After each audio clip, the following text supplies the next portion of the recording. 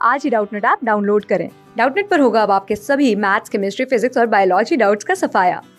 बस अपने क्वेश्चन की फोटो खींचो, उसे क्रॉप करो और तुरंत वीडियो सोल्यूशन पाओ। Download now. प्रश्न है, नीचे दिए गए विकल्पों में से संबंधित अक्षर ज्ञात कीजिए।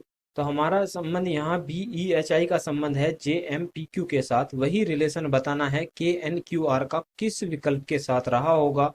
विकल्प 1, विकल्प 2, विकल्प 3 और विकल्प 4 हमें दिए गए हैं, 4 विकल्प। तो सबसे पहले हम देख लेते हैं यहाँ पर BEHI, BEH और I को लिखा क्या गया है, लिखा गया है यहाँ पर JM, इसके साथ साथ P और Q। हम देख लेते हैं अंग्रेजी वर्णमाला के कौन से क्रम पर आता है। ये 2 पर आता है, ये 5 पर आता है, H 8 पर आता है और ये 9 पर आता है। इसको देख लेते हैं तो ये 10 पर आता है, ये 13 पर, और इसको देख लेते हैं तो ये 16 और ये 17 पर आता है। तो 2 से अगर हम 10 जाना है तो हमें करना पड़ेगा +8। इसी तरह यहाँ पर भी हमें करना पड़ेगा +8, इसी तरह यहाँ पर भी हमें +8 करना पड़ेगा, और इसी तरह यहाँ पर भी हमें +8 करना पड़ेगा। अब हम देख लेते हैं हमें लिखना किसको है, KNQR को लिखना है।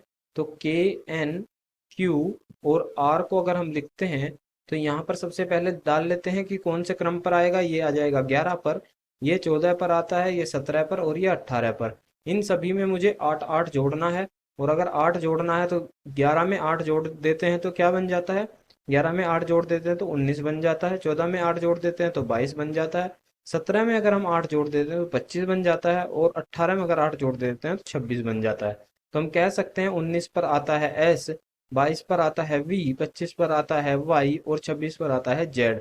तो S, V, Y और Z इसका सही उत्तर रहा होगा।